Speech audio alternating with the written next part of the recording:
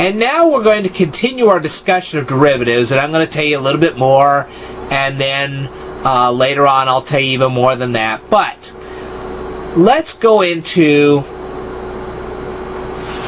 we plugged in the number 5 to this equation. If you remember from our last video, we have s equals 16t squared. Alright, we plugged the 5 in for this t right here. We squared it, which is 25. We took 25 times 16, and we got 400. So, over a period of 5 seconds, a golf ball dropped 400 feet. Okay? From the top of a building straight down, it dropped 400 feet in 5 seconds. But it doesn't mean it dropped 400 feet at the instant of that 5th second. It means over a period of 5 seconds, it dropped 400 feet. We want to know at this point what its instantaneous speed was at the 5-second mark. Now, how are we going to find that? Well, that's where things get a little complicated. That's where we have something called the derivative. Okay?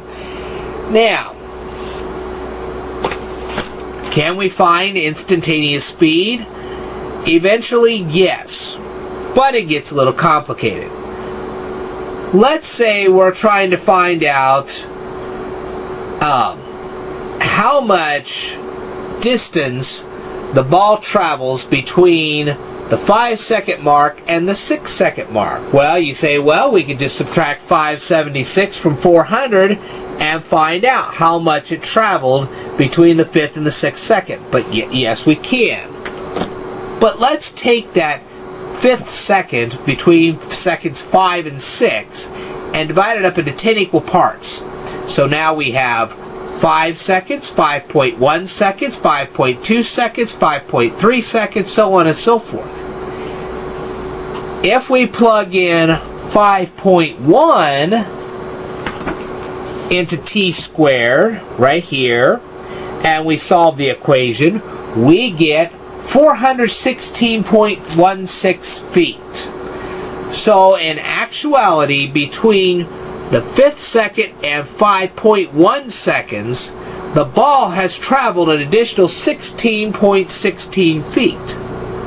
That's a lot of movement in a 1/10 of a second. Alright? Now if we plug in 5.2 seconds into this equation, we find out that the ball has traveled 432.64 feet. So it traveled 32.64 feet between the 5th second and 5.2 seconds. That's a lot of traveling for 2/10 of a second. And we can go on and on.